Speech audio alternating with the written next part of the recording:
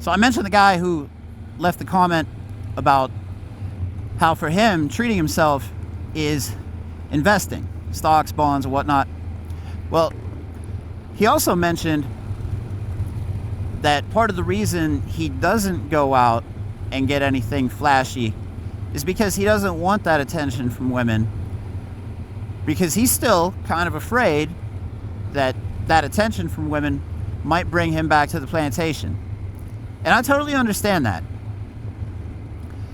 You know, there's some guys get those codependency issues, like they always got to be with a woman no matter how toxic she is. Some guys just haven't gotten enough booty. Now, I think you older guys out there who are around my age and maybe had the same kind of experiences I had growing up, you might get this. See, I had some pretty close female friends whenever I was a teenager. They were kind of like my wingmen. Wing women, I guess. Wing women. Wing women. I'll just go with that. Wing women. Now, instead of giving me stupid advice like guys would give me, they gave me advice that worked when it came to getting women. Women. Wing women. And it came to getting laid from women. Not wing women. Other women. So I always had people on my side helping me out, saying, hey, here's what this girl's into, here's what you should say to her, stuff like that. So I learned at a pretty young age about the nature of women, because some of my wing women were the same women who would go out and bang Chad and Tyrone and then wonder why they can't find a good man. Yeah. One of them even got knocked up by, I wouldn't call him a Chad or Tyrone. This dude was just a scumbag. But yeah, she's managed to fix her life and she's a good person now. So that's rare to see, but it's nice. But anyway, I had women helping me out. And I understand that a lot of guys aren't going to have that same experience. But for me, it was too easy. So I don't know if, I'm not the best looking guy. Must be my bubbly personality. Well, that, and, I had help. I had coaches, wing women. But again, a lot of dudes don't have that, so I get it. And there's a lot of guys out there who just haven't been laid enough. And they're still, that caveman brain is still kicking in, and they're still thinking, I need to have sex, I need to mate with something. And their life, their brain still hasn't gotten out of that mode. So for the older guys who have been around, have been with plenty of women, we're just over it. I mean, getting laid's fun. Getting laid's still easy, at least for me. But I'm not out there chasing, which I never really was. That was one thing that I'm proud that I could say. I never really had to chase. I would make small efforts, and things just worked out. That was always nice for me. So I had it a little easier. I get that. A lot of guys don't have that, and that sucks. But not having to chase, even now, not really having to chase, because, even though with the minimal amount of success that I've achieved in life, I'm still doing better than most guys. Most guys my age, younger than me, possibly even older than me. So getting laid ain't a problem. But at this point, I can go. Before, like the first time I got home from Iraq, it was just nonstop until I went back to Iraq. Nonstop booty. Now, I don't need that in my life anymore. That would be nice, but I got other stuff to do now. I got money to make. I don't have that time to be putting up with that crap. It's whenever you would rather either make money or figure out how to make more money, then you would rather get a booty call. That's where I'm at in life. I'm at the point in life where I can say no. Say no to booty every once in a while. And again, a lot of guys can't do that. A lot of guys can't say no to the possibility of booty. And that's where a lot of these problems start, man. You get guys that aren't comfortable being on their own. That codependency thing. It's like Stockholm syndrome. They just think that they always have to be with the woman, even if she's a really, really toxic person. They break up, then dude gets with another toxic girl. You know what? I'm sure it's the same way with women. They have guys who treat them like crap, and then that's just the kind of guys they get with for whatever reason.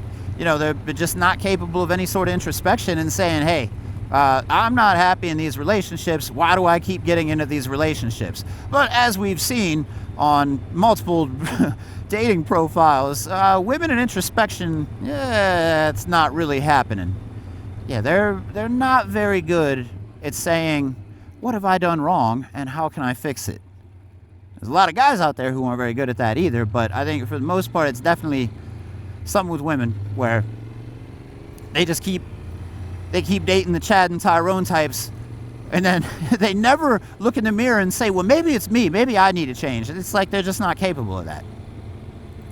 But as far as you guys out there, if you can never get over that constant need for attention and validation from women, then you're never going to be going your own way. I've talked about the guys who try to play both sides of the fence. On one hand, they'll talk smack and, point out all the flaws of women, but on the other hand, they're out there looking for a relationship. Not just a booty call, but a relationship. And that just comes back to that need for attention and validation. That codependency. A lot of guys, the truth is, a lot of guys just haven't gotten all the fucking out of their system. And I'm not talking about the number of women, or not necessarily the number or the amount of times. I don't know. I would imagine for every guy it's different. Like, some guys just don't know what it's like. They don't know what it's like to get laid, talk to women, or kiss a woman, anything like that. So whenever one finally starts showing them some attention, they're hooked. It doesn't even matter if they get booty. It's just like, oh my God, this is the first girl that ever talked to me. I think I'm gonna put a ring on her finger. Saw it all the time in the military. There's dudes that come from those small towns. The graduating class is like 30 or 40 people, so it was slim pickings. Now all of a sudden they're in the military, and all these dependents or potential dependents are floating around. They already know how much money you make. They know more than you. Like, oh, you're a E3 or E4 with 2.5 years in. They know exactly how much money you're making. And those poor guys, those are the ones that end up getting trapped with the dependents. But whenever you stop seeking that attention and that validation, it's going to feel like a weight has been lifted off your shoulders. Not like that corny shit you see in the movies, but it's going to feel really good. When you stop caring about impressing anyone but yourself, that's definitely a big part of it. Whenever you stop doing things, like I just talked about, people who buy cars just because they think it's going to get them laid, stuff like that, man. When you stop doing that, when you start living for you, stop thinking of, don't worry if you got that one family member who always goes, oh, when are you going to settle down? What they want you to do is the same thing they did, because they're probably miserable. I've noticed that. The majority of the people who ask, when are you going to settle down? They're miserable. You hardly ever hear guys say that to you, like, yo, man, marriage is just awesome. You got to do this, man. Like, you never have sex. You don't get to spend your own money. It is great. Imagine that. Imagine having to ask permission to spend your own money. Hell with that, man. I'm all about that free time and disposable income. Peace, quiet, and freedom, baby. Shout out to Coach Greg Adams. But worry about yourself, man.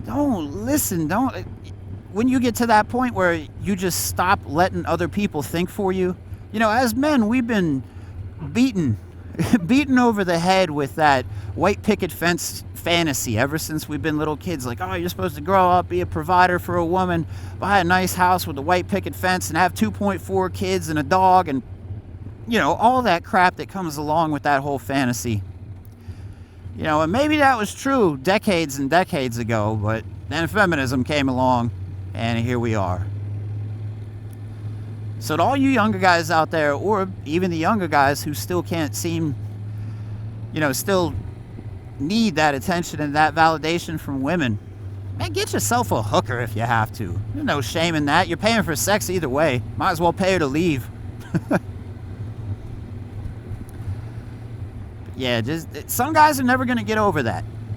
I'm definitely not saying that every guy is just going to snap out of it one day and say, all right, that's it. I'm living for me now. No, ain't going to happen. Some dudes are going to be simps for life. Ooh, all right. Battery's still good. I feel bad for dudes like that. You know, people get pressured from their families, they get pressured from society. Feminism is just, it's nothing but double standards. They talk about the wage gap, but then they talk about how more women are in college. You know, what about these women in their 30s, these career women who can't find a man that's their financial equal? Like, well, one, you're probably looking in the wrong place. And two, let's just say that all women made more money than all men across the board. And that there was just this gigantic, like 99% of women were single and couldn't find a man that made as much money as them. Well, now you know how men have been feeling for, I don't know, since the beginning of time. But the thing is, men aren't looking for their financial equal. It doesn't matter to us.